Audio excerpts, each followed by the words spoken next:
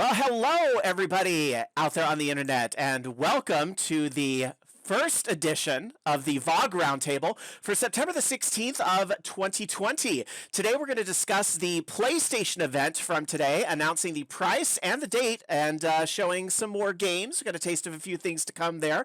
I am Rob Roberts, and I'm joined on the roundtable today by Delvin from Video Game Realness and Twitch streamer at twitch.tv/VG Realness. Hi, Delvin. How's it going, everyone? I am doing fantastic, and I hope you are doing well as well. Also joining us on the roundtable today, say hello to Sean Weiland, producer and co-host for Wasted Knowledge podcast and the Beery Traveler livestream. Hi, Sean. How you doing? Doing all right, man. Thank you for having me on. Appreciate it. No problem. Thanks so much for being here today. I appreciate it. And also joining us, Michael Picard, Twitch streamer at twitch.tv/StealthKing500. Hey, Michael. How you doing? Doing good. Thanks for having me here. Very big video game enthusiast. All right, me too, and I think we're all in good company today. Lots of us video game enthusiasts. So obviously today was a big day with the PlayStation 5. Finally, after all this time, the price and the date of the system. So we know November 12th, and we know it's $399 for the non-digital, $399 for the digital edition, $499 for the non-digital edition. Let me actually start tonight with the bottom line first. I'm going to ask the typical kind of like last question first. How are you feeling after watching the event today? Where were you at before the event? Were you thinking like, I'm going to get a PlayStation 5, I'm not going to get a PlayStation 5? Because you probably already had an idea somewhere in your mind. And where are you at now after today's event that we know the price, the date, Final Fantasy 16 is a thing, and some of these other things that we learned about. Delvin, I'm going to start with you. Where were you at before and where are you at today? For me, I was lukewarm in terms of the going into the PlayStation, just because for me personally, they haven't shown me anything as to why I need to buy a PlayStation on day one. They definitely showed a lot of big hitters to get people enticed for the system. However, they still didn't show me why I need a PlayStation on day one. Do you think you might end up getting one later on in the life cycle, or is it like it's like this day one? Oh yeah, for sure. I definitely would get one later on in the cycle but do I need one on day one? I don't think so for me personally. Okay, fair enough. Michael, what about you? Now then, before all this showcase, my wife and I have been talking that yes, we're gonna get a second console, and then was it about springtime? She talked about getting a second PS4, but I told her wait, PS5's coming out this year. Now then, what Devin was saying about day one, that is still up in the air. We have talked about it. We might still get one day one, but that's because of like what is happening with the Switch now. There is shortages of the console because there's so many people getting them right now. You're right. I heard that pre-orders are going up some places right now, and as we are taping live on our Twitch channel over at twitch.tv/VOG network on this evening, Mauricimo is in chat saying, I got mine 30 minutes ago from the Evil G. So it is, I guess the pre-orders are happening right now, and gosh, I hope you guys agreeing to do this video doesn't keep you guys from getting pre-orders if you want them. My bad. But yeah, because I know I got the email about 2-3 months ago saying, hey, line up for us to let you know when pre-orders go live from the actual Sony store. Mm-hmm. Yeah, that's right. And I'm still waiting on that email. That's very true. I signed up for that as well, and I haven't seen any email come through that yet. So the retailers might be doing one thing, but Sony probably has their own system that they're going to do as well. Because remember, that was set up to maybe avoid doing scalpers and things like that. So we'll see what happens. So, Sean, what about you? Where were you at before, and how did today change your mind, if it did?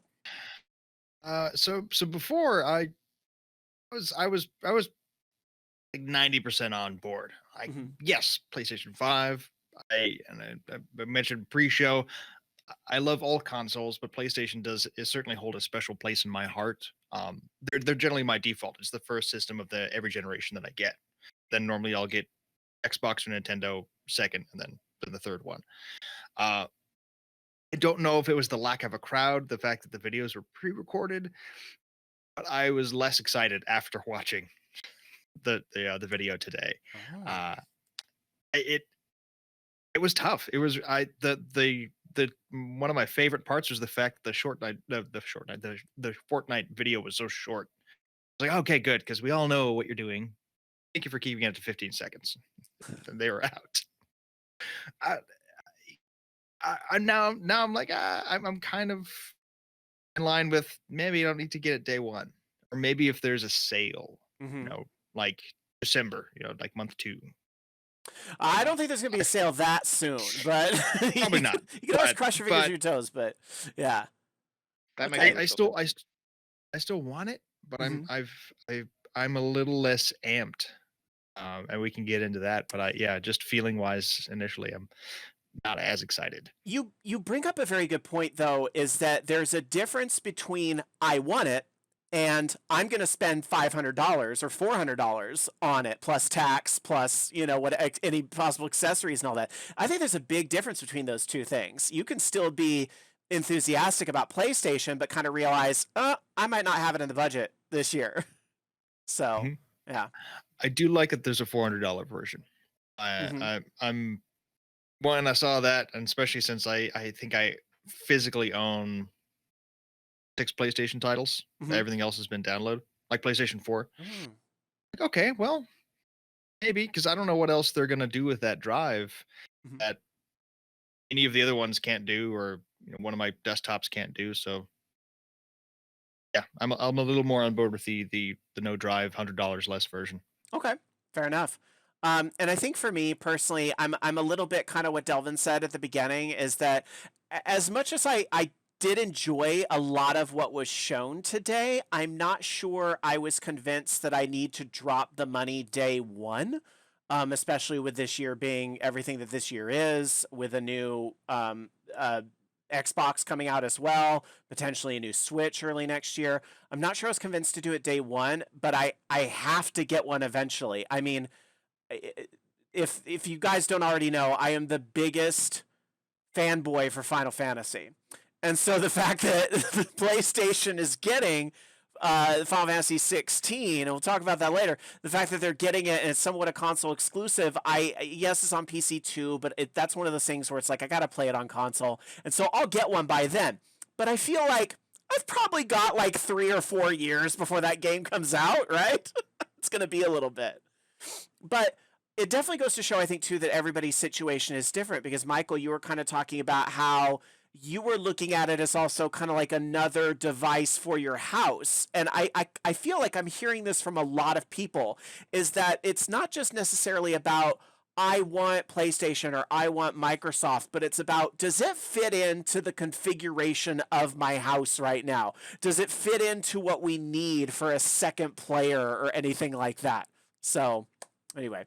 Well, for me personally, with that aspect, it is the fact that so I'll just list what things the electronics I have that we can have use in the house. I have a Sony Blu-ray player that's probably from about 2 to 4 years ago ish. Actually, it might even be longer than that. But it's still a Blu-ray player that you can still watch a movie. You can still go online, watch your Netflix and all that stuff with it. Sure. I also have the Apple TV. Apple TV, I think it is. The little box one. They can still do all that with. But the PlayStation is our main console for also entertainment, using Netflix and all that stuff, jazz. So then we're talking about getting a second TV / just computer monitor for me for my streaming and all that stuff, just because that's what my system would be used for. So that's why we're talking about getting a second console and all that stuff. Right. And yeah, so and it's just how everybody's configuration is kind of different. And for me, I have a PlayStation 4 Pro. So the upgrade doesn't feel quite as big as maybe like where in my Microsoft situation, where I have the first Xbox One after they ditched Kinect. So it's been a while since I've had one of those. So I feel like the leap up to Series X is probably going to be bigger. Not that I'm saying like, oh, Microsoft did it better than Sony or anything like that. I just feel like, I feel they're kind of on equal footing for me. But I just kind of feel like, for my configuration, I'll probably end up getting Series X first, and I'll get PlayStation 5 later on. But you never know. These announcements, these events, these surprises, they change things. They really do. Speaking of surprises, let's talk about some of the trailers that were shown today. We saw some follow-ups to some games that we knew about before, such as Resident Evil 8: The Village. And we got some new surprises, like Final Fantasy 16 was certainly new. I think that Five Nights at Freddy's Security Breach was certainly unexpected. So I'm kind of curious from you guys, was there a favorite trailer that you saw today? And maybe a trailer you were like, meh. Delvin, what about you? Something you're hyped about and something you're meh. Delvin, you're muted, just so you know, or at least you are on my end. Oh, sorry. It's the joy of doing um, things live. I definitely was excited for Final Fantasy 16. Uh, it definitely, when I first saw the trailer, I was getting strong Final Fantasy 14 vibes. And come to find out, oh, it's the same team or director, or I can't remember his name, but is heavily involved uh, in this game, and it's definitely pulling pieces from FF15, FF7, and FF14. It feels like a single player FF14, to be honest. And Experience like where they've just just taken this. to clarify, I'm sorry, it's Naoki Yoshida, or Yoshi P for short. He's the producer and director of 14, and he's going to be the producer of 16. I hate to jump in, but I am his biggest fanboy. I think 14 is so good. Yeah, so that the influence is definitely there for sure. Yeah. Miles Morales had me excited. I I mean, it was like a good trailer. It looked really good. Um, m- the Deathloop looked interesting. But the rest of it honestly didn't really get me excited. I mean, they showed Hogwarts, that was cool. Oddworld didn't care for. Devil May Cry didn't care for. Resident Evil, another Black Ops, things like that. Those things didn't really get me excited. So, and the biggest thing that I really noticed for a lot of the trailers was no date. Mm. So that was kind of a key takeaway for me. Was like, Final Fantasy 16 had no date. Even Black Ops had no date, although I'm sure it's coming out this year. Um, what else? A couple of other things. Yeah, the Oddworld game had no date. Demon Souls had no date. So I think even the Miles great. Morales game said launch window, but there's been a blog post after the fact that did confirm it as day one. But maybe that's because day one is going to be different in the US versus the UK. I don't know. In the trailer, it said holiday 2020. Mm. So that could mean December 31st, 2020. Maybe they didn't even know the day when they had to put that Yeah, trailer together. yeah. So it again, it didn't quite answer all the questions that I was hoping this would answer, because like Mhm. I feel like we're really getting down to the wire on this console launch, and we still don't have all the answers to key questions. What kind of questions, just as a follow up? Like, what's like the biggest burning question you still have?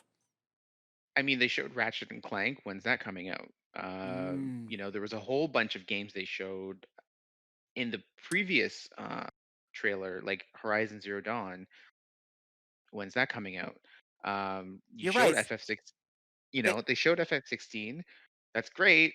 Can you give us a window of when you expect it to come out, or did you just, you so know, pay Sony or pay Square Enix to be like, hey, can you give us this trailer so we can drop it as an exclusive because we need to show something to fire back at Microsoft? Like, it just they would throw a there was dart at a board and it still wouldn't be right. Like yeah, Square Enix, it's ready when it's damn ready. That's Square Enix's side.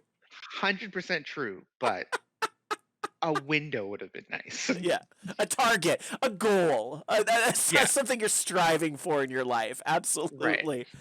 I get that. Yeah, I thought it was interesting. They had like that sizzle reel of those games you're talking about, like the Horizon Zero Dawn, at the very beginning, and it really felt to Mhm. me like it was like a recap of the last press conference, like it was, or announcement. They did that whole little sizzle reel, and it was kind of one of those, and that's what you missed on Glee, that type of thing. And then it was like, let's Yeah, get into Final Fantasy 16, right?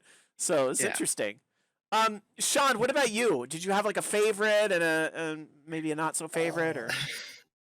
yeah, for sure. And it's so I logged in like a minute late. So like they were doing the sizzle reel. I'm like, am I an hour late? Like what happened?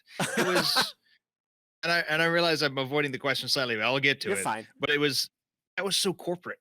It was such a hey, let's have a meeting about the meeting. Do you guys remember what happened last meeting? No, we're gonna show you again, just in case you missed it.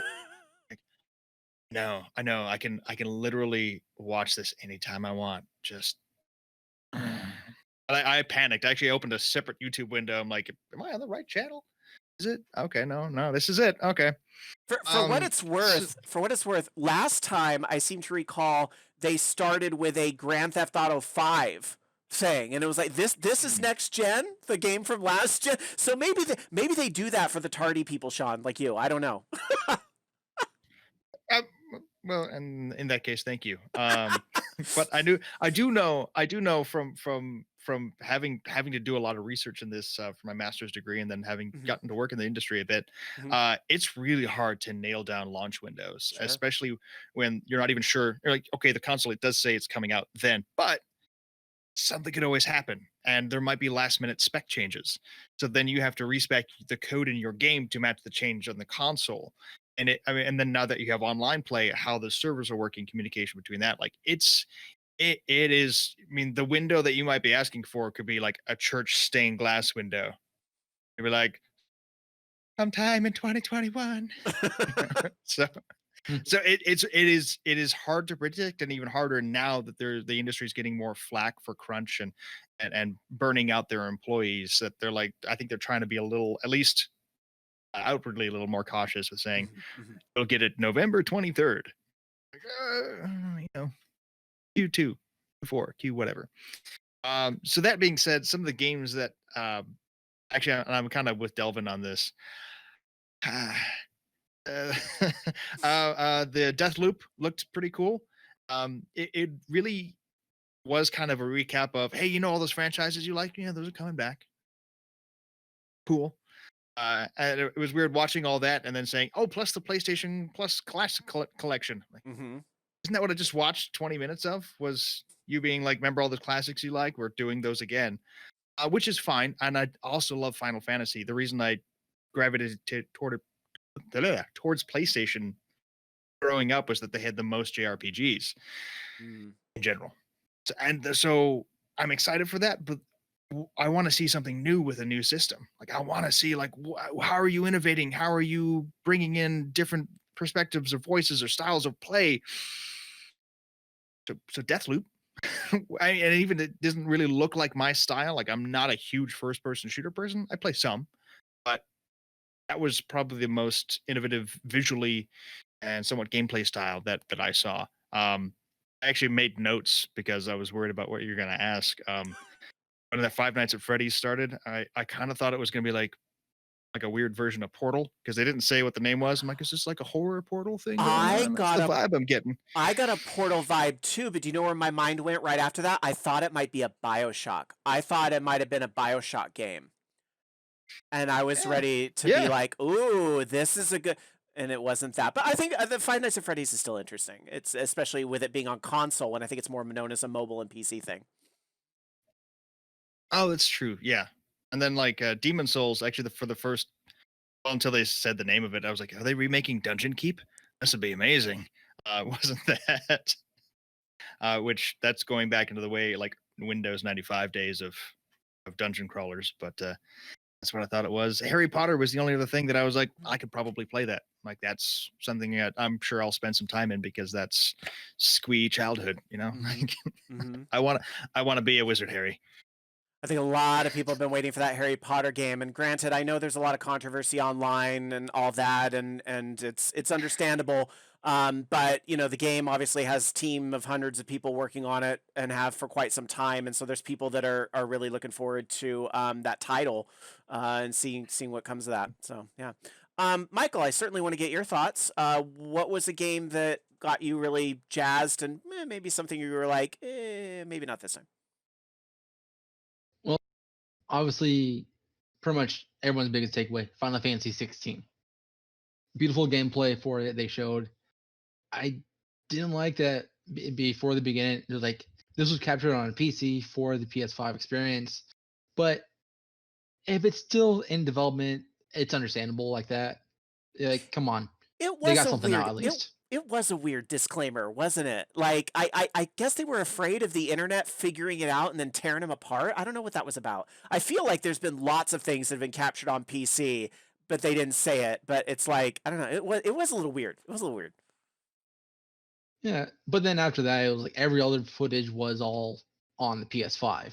That's what they were saying, which is good. You got to see some of the graphics upgraded from this generation to the next generation, and also with all the other specs that's going on with it. But besides Final Fantasy 16, was it Deathloop? Yeah, it was interesting. It's like I was watching it, I'm like, I don't think this will be my game. Hmm, oh, maybe I'll try it, but it's the way that they're going about it. It doesn't seem like it'll grab me. Let's see what else was a good one. Devil May Cry 5, the special edition. Like, mm, Hmm. I've already played it this generation. I don't know what they're changing for the next generation with it. More frames, more textures, more things to kill. Maybe a new stage or two. Who knows? But they I don't didn't know. really explain that. It's gonna be like with all the other things where like I saw a meme for probably for the past 2 days. This is 2026. Next generation consoles for whatever generation is gonna be. GTA 5 remake or Skyrim remake, because Skyrim is gonna last forever until they get whatever the next one's gonna be. And then yes, the Harry Potter game definitely grabbed me. But then it's also I thought of, is this gonna be online only? Because they said we're gonna make friends and all this jazz. Hmm. So how are they gonna do this then? Good question. I think the early leaks or whatever you want to say about the game do indicate it's a single player. They're going for a big like an RPG style experience. I don't think it's online, but you're right. It's a weird way to frame it, like talking about all the friends you'll make if it's not an online thing. And maybe it'll be like a Destiny that's kind of both, you know? Mm-hmm. Yeah. For me, obviously, no secret, Final Fantasy 16 was the biggest takeaway. I'm very excited. I'm almost more excited that Naoki Yoshida and folks that are associated with him are working on it, because I really do firmly believe Final Fantasy 14's expansions have some of the best story that the franchise has had in a long time. That's for sure. And now Bobby Blackwolf is in our chat as we're taping live here, and says they put a disclaimer right after the Final Fantasy 16 reveal, saying everything else in this presentation is actually on PS5 hardware. They're probably trying to be transparent. I'm guessing it's because Final Fantasy 16 is so early in development, they're concentrating on the PC version first. That's a good point, and you're right. They're probably developing these things on a PC while the final specs of the system are still being worked out. That absolutely makes a lot of sense. Also, how far along 16 looked. I think that really took me by surprise too. Was we actually saw combat or something that looked like gameplay in the trailer, and that really took me by surprise, because usually Square Enix announced trailers are the big cinematics and things like that, but no, this had gameplay or what appeared to be in it, and so that's where I was like, oh shit, this looks like it might be further along. You remember when they did that Final Fantasy 7 remake trailer? That trailer was nothing with the final game. It was just like it was renders of cinematics to kind of really announce it, and it wasn't until years later that we really finally saw what that game looked like. So that's why I kind of feel like 16. Sure, we're probably going to be waiting a couple years for it still, but I feel like it's further along than like 7 remake was when they announced it. I don't know. Anybody got thoughts on that? Well, Hmm. well, then again, 7 remake was like hinted or rumored or tried to get begged for like what, almost 10, 15 years. True, true. And that would. I think. Oh, go ahead, Devin. Sorry, I think that it might be for a bit further along in production, only because, and I don't mean this to sound like a bad thing, but it does feel like from what we saw that there's a lot of borrowed elements. So it Mm. doesn't seem like it seems like the story might be from the ground up, Mm-hmm. but in terms of the combat, in terms of the style of the game, in terms of what it looks like, are borrowed elements from other Final Fantasy games, from 15, Mm. from 7, and from 14. So a lot of that probably could have been accelerated because they borrowed those things instead of having to create those things from the ground up as they did when they maybe when they actually did 15 or which was 13, but anyway, we won't get into that. But yeah. No, I think you actually are hitting on something. There's nothing that says that game maybe isn't built on some of the parts from Final Fantasy 15 or the Final Fantasy 7 remake. Now, certainly, they're going to have a different, way of putting it on the PlayStation 5, but their development tools could very well be similar, especially based on the combat we saw. Absolutely. Sean, I know you've mentioned that you've had time in the industry. Any kind of thoughts on that process as we're talking about it? Oh, I mean, creating like a development engine or a game engine from the ground up, you're not going to use that just once. Not if you can help it, and No. especially not if you're a corporation that's like, "Oh, we're here to make money." You know that, right? So, I mean, no, I think all of us know that, but I mean, 15 is recent enough that I'm willing to bet they're already planning out 16 halfway through 15's development Oh, cycle. sure. And they're like, all right, so them working on it and even showing an engine that looks similar. Like, yeah, graphically, I wasn't surprised. Um, Hopefully, what they do is actually, I guess, one should take some feedback from 15 and go, oh, we can tweak this, we can change the system, we can get rid of this redundant system, and we can actually make the gameplay more interesting, more fluid, and distinct between between versions. But yeah, they definitely would be developing on a computer of some kind first, and then bouncing that out, or parsing that out to a console, a dev console in this case. Which, again, before release, having a developer console is going to be different. I'm sure it Yeah. looks. I'm sure it's a giant metal box that looks nothing like. Well, there's those rumors that The thing we U-shaped saw today. thing. Yeah. Yeah. All Mhm. right. All right. Let me ask a quick Well, then question. Oh, go ahead, Michael. also one thing, because I do have Twitch pulled up, modern chat kind of. Mhm. One thing was saying, porting it like easing, was it Act Daft saying developing on the PC is easier, and then just porting to the PS5. With this next generation is actually getting closer to the actual PC specs Mhm. of like what is currently in there, will make it easier for them to port it to the PlayStation after that too, Mhm.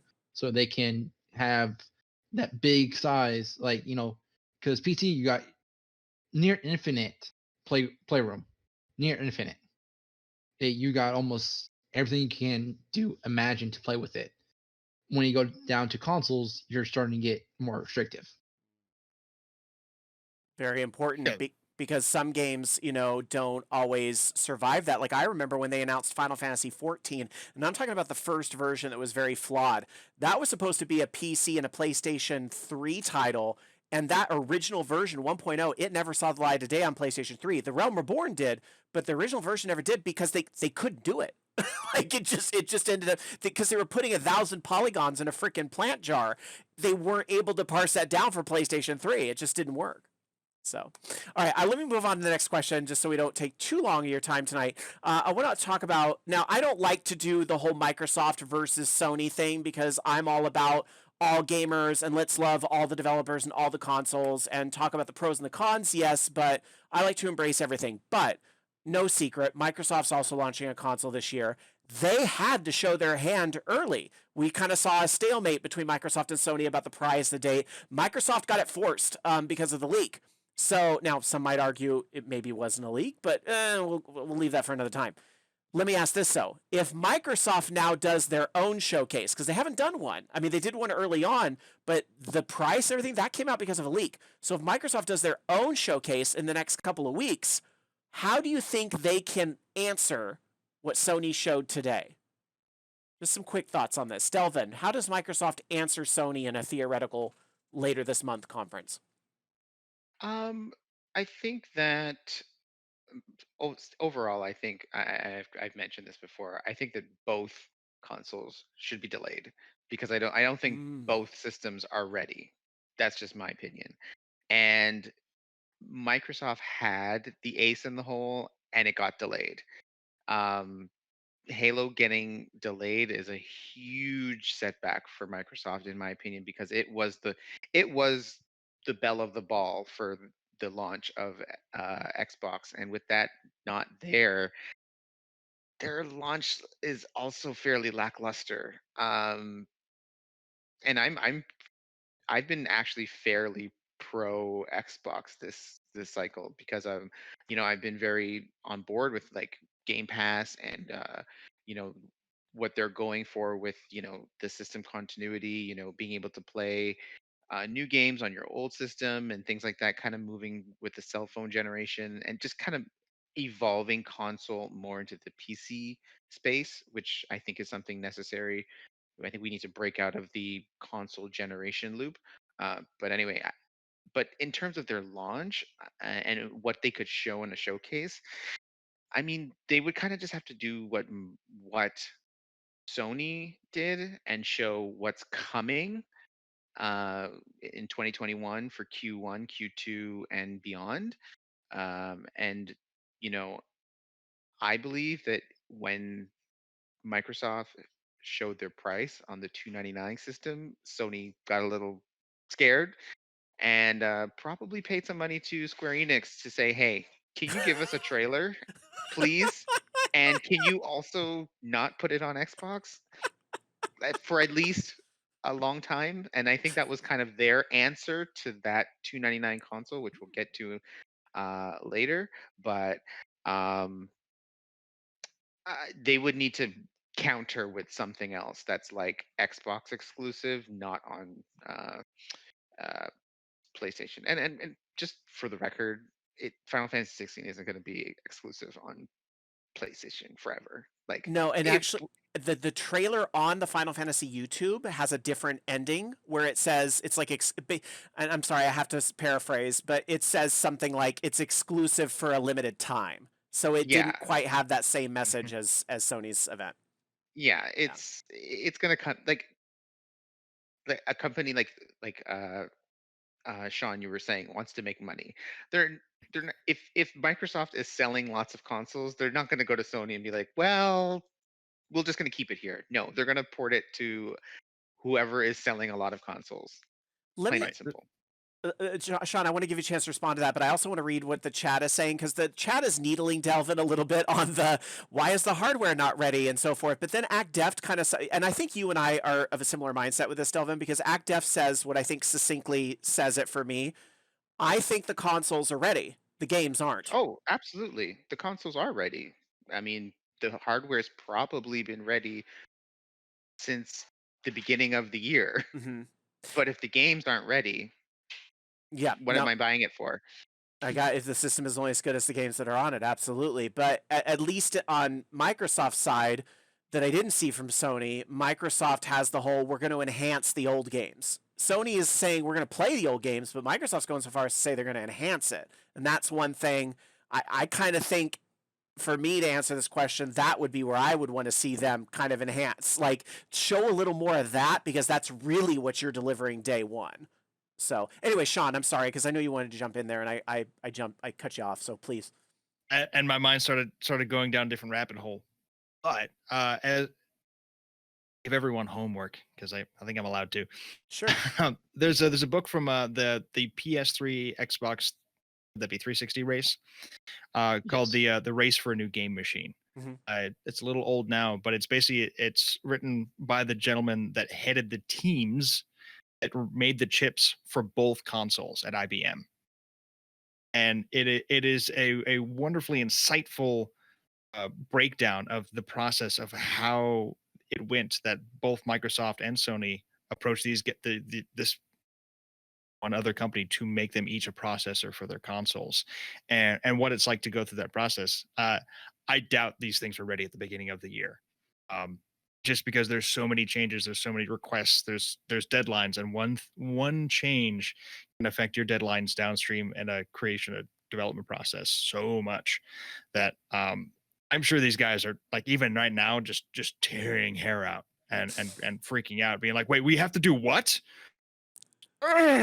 Like, because it's so stressful.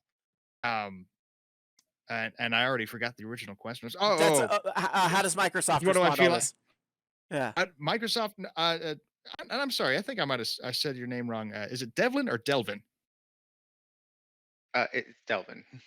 Delvin. Oh, okay. I thought I heard it wrong at one point. That's what I wrote down on my cheat sheet.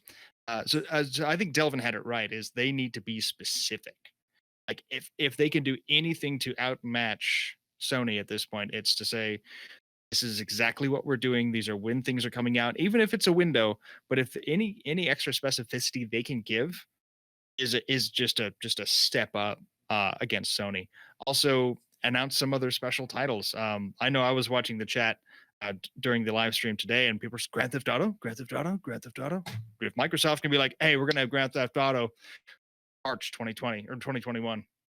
Ooh, that would be so big. I've always associated GTA with Sony. You're right. A move like that's a Final Fantasy 16 level move. Absolutely. Or any other new franchise. Hey, we're gonna have Knights of the Old Republic, whatever number, 5, 3. Yeah. Yeah, like something special that people would really want. I think is how they will really crush it. Okay, Michael, what about you? How does Microsoft respond to this? So, as I've told pre-show, I'm more of a Sony fan. I watch all the news for Sony and all that stuff. Yes, I keep up to date on some Microsoft things. One thing that I've been keeping up to date, I've actually been seeing a lot of, is they're not really showing games. They're just more showing the console itself. And like there's what Sean and Devlin is saying is we need to see games. We need to see a game on the console, because Halo Infinite was their big console. Is actually Halo, I think, is their last exclusive rights on the console. Is their own creation that's left. Halo Infinite being extended out, delayed, is a real big blow to them. It is gonna hurt them this season. I do believe Forza is still going to be this year, but we don't know. They haven't set a date. So and Microsoft did buy all those studios.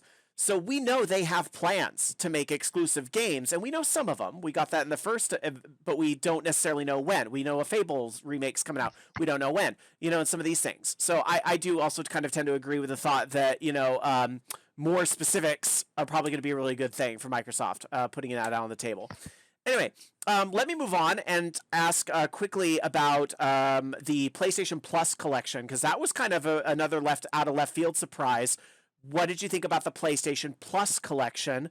Kind of seemed like it might be an answer to Microsoft's Game Pass, but at the same time, doesn't have an extra fee. It's part, or at least it didn't seem like it. It sounded like it was a PlayStation Plus thing.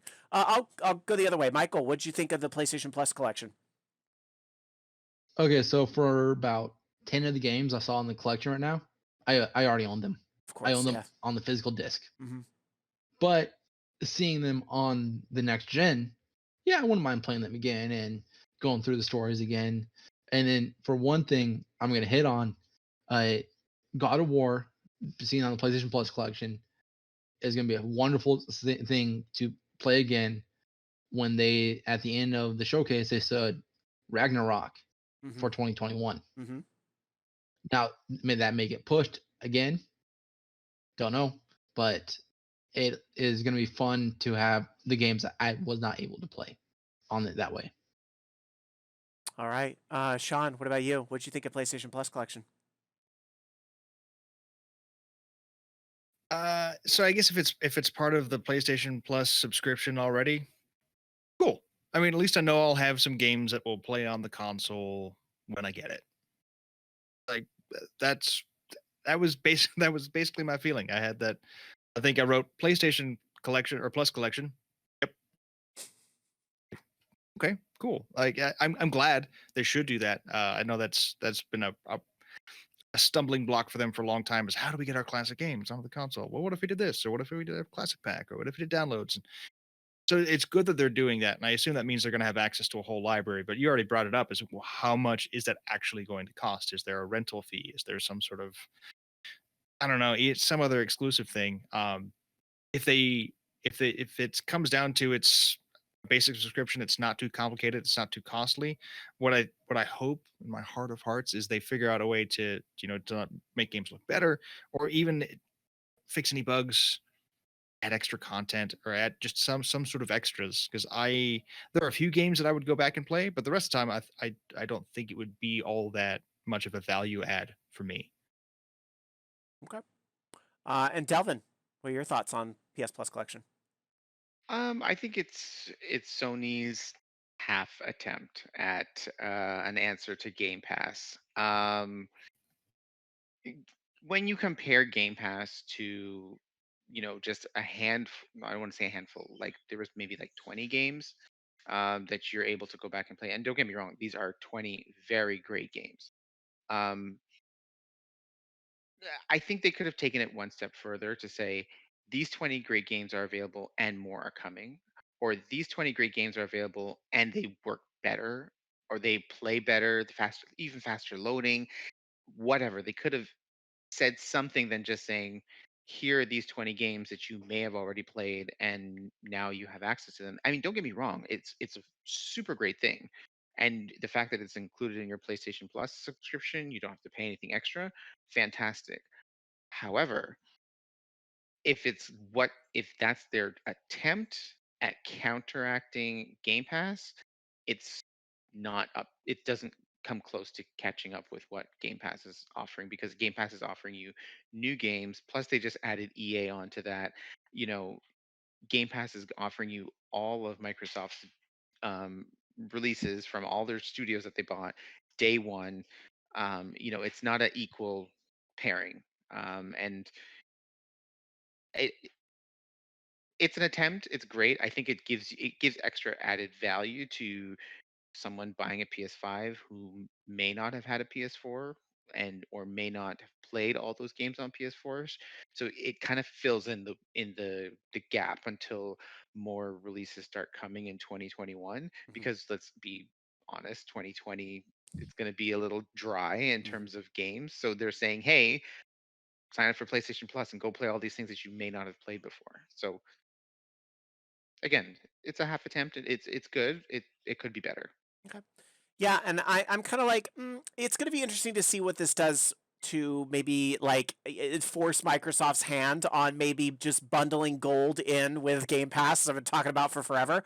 But I don't, that'll be Microsoft's decision to make. I think, yeah, that Microsoft still kind of has a little more strength because they're putting day one titles in it. They're putting their first party studios and all these other studios they've collected in it. And so that's kind of how they're able to get away with charging the extra fee. I think if Sony had tried to charge the extra fee, it would have been like, these are games like, yeah, there's like 20 games in it. They're all good. Like 17 of them you've given away before in the PlayStation Plus library already. So most people, unless you're like new to PlayStation, should probably have most of these games already.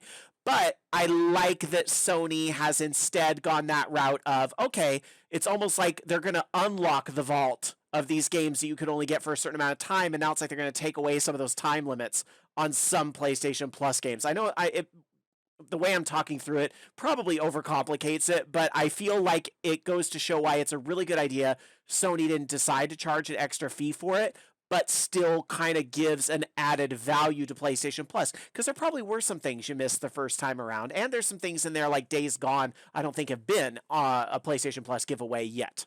So, all right. One more question for you guys, and then we'll wrap up here. Just kind of like an overall, like based on what you're seeing online and your social media and just like your gut feeling, how do you think the launch ultimately goes for Sony? Sean, I'll start with you on this one. How do you think Sony's launch goes with PlayStation 5? I think they'll be okay. And that being said, I know some of the pre-order places have already sold out, so their sales are already doing pretty well. So I think launch day really is going to come down to what they and their studios can get out the door for them to play. And I think it'll be okay. I think there's going to be a lot of bugs because you're talking about day one games and day one console. It's just impossible to test. Even I don't care how many testers they have, but when you have your broad market, I think there's going to be a few issues. But I think, yeah, you know what? I think people are. You can already tell people are pretty excited to get their hands on the system. So I think they've got enough pedigree, they've got enough history that there's going to be a lot of people that are just excited to just have the new thing.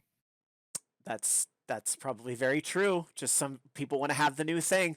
Michael, overall, how do you think PlayStation 5 does this holiday? I think that So reading some articles, it was speculated that on the digital version, Sony may take a loss on selling it at $399 because of that price point of what they put into of how much stuff that got put into it. Now then, will I think that they're gonna make up back, like, what was it? PS2 longest selling console for Sony was going on up until what, 2000 what, 5ish? Was it still live ish around that time frame? It's depending on how they have this console and set it out, they can make their money back from that loss initially. Yes, you're still gonna have your scalpers out there selling it probably day 2, all on eBay. Like, oh, get this console now, but it's gonna be marked up, 10,000% and all that stuff. But everyone's excited for this generation of consoles, and I think Sony will do good. All right. And Delvin, what about you? Um, Here's my thing. When it comes to like how a launch goes, I mean, I think of every major console release, they've always sold out. The Wii U sold out. It had a great launch. Dreamcast sold out. It had a great launch. So, you know, it, of course, PlayStation 5 is going to sell out. They're not going to be available. Same thing with Xbox. What it boils down to is the long game. And I think as it looks right now, Microsoft is in a better position. And the reason I say that is because of $100. And if we go back to well, I guess the current generation, the deciding factor for a lot of people was $100. PlayStation 4 was $100 cheaper than Xbox One. So people grabbed, uh, people grabbed that system, and it just continued to go in that direction. Um, that 299 system that Xbox has is going to be attractive to a lot of people. Not every gamer is as keen on 4K gaming. Some people are just going to want to play Call of Duty and Madden and you know whatever EA games on Game Pass and things like that. On the 299 console, they'll just download it, and then if they're out of space, they'll delete it. It's very no frills. It's very mom friendly to buy the Fortnite box for 299. It's just the easy buy for a lot of people who might just want to get a new box in their home.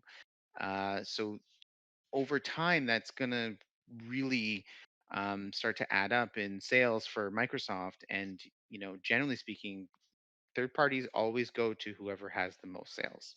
They're not loyal to anyone. They really are just the most fickle, when it comes to brand loyalty. Like they were once upon a time, everyone was brand loyal to Nintendo, and then they stopped selling consoles. They all flew the coop. They all went to Sony. So whoever sells the most consoles is going to be landing those Final Fantasy 16 exclusives going forward, or things like that in the next generation. So I think it's about the long game, and I think Microsoft knows that. I think Microsoft is going for a generational shift. I think they're going for a change in the console industry, and I think they're okay with not winning early on. I think they're going for the long game. They're going for Game Pass. They're going for xCloud. They're going for an install base of Game Pass that they can market to third parties to be like, we have X amount of Game Pass subscribers, which means we have this many, users that you can sell your games to. It won't be necessarily about how many consoles someone has sold. It's like how many of an install base you have. And I think that's what Microsoft is going for versus just straight up console sales.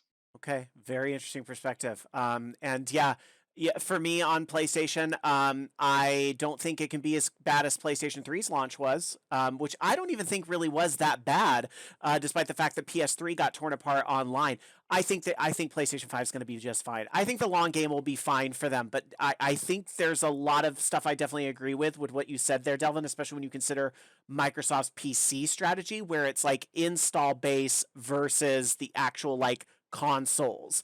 But I think at the end of the day, I think Sony is going to be just fine. I think PlayStation 5 is going to be very successful. I think they're going to land some more exclusives akin to Final Fantasy 16, because I do think if anything Grand Theft Auto goes exclusive for real, I think it will be on Sony's side.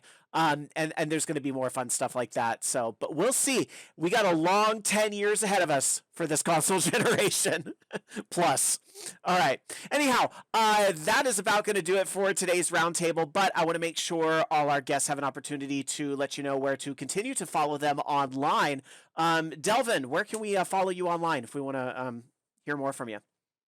You can catch me online at twitch.tv/VGRealness. I'm a variety streamer, streaming, mostly right now Spellbreak, World of Warcraft, League of Legends, a bit of Overwatch, just whatever new games that are tickling my fancies over at twitch.tv/VGRealness. Awesome. Thank you so much for being here. And Michael, thank you for being here. Where can we find more of you? I'm over on Twitch at twitch.tv/StealthKing500. I'm also a writer streamer.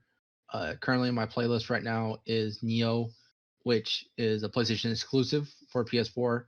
Don't know how I got it, but I'm playing it. Rainbow Six Siege.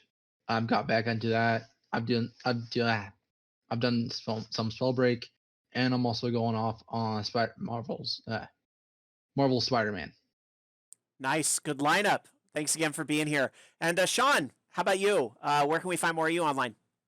Man, I need to stream more, so I won't even give away that name until I'm back on. But you can always find me every Friday at 10 p.m. on the Beery Traveler live stream, Facebook, the Beery Traveler, beerytraveler.beer. You can always find me at male_NPC on every social medias. And you can also check out the podcast that I co-host seasonally called the Wasted Knowledge Podcast. That's everywhere, on everything. Excellent. And thank you guys again so much for being here. And just like on a personal note, I think I said this towards the beginning, but this is the very first kind of roundtable. This is an experiment. It's a crazy new idea I had literally earlier this week where I was like, I want to do this new project, and so, but I want to work with new people. I want to network with some new people, and I asked some new people to join, and you guys did. And so I wanted to mix of old faces and new faces. So I really, really appreciate not just old favorites like Delvin that have worked with me on other projects, but I really appreciate Sean and Michael, some new faces joining me here tonight. And there's going to be lots of new faces, hopefully, with this project over the coming weeks. So thank you guys again for signing up for something you didn't know what it was. I appreciate it. It's great talking with you guys. For more video game discussion, check out our live block of programming Sunday nights at twitch.tv/VOG Network. That's VOG Network. And for all our site content, including movies, anime, much more, follow on Twitch and YouTube at VOG Network, VOG Network, for many more videos, and visit our site at vognetwork.com, vognetwork.com. And we will see you at the next roundtable. Bye, everybody.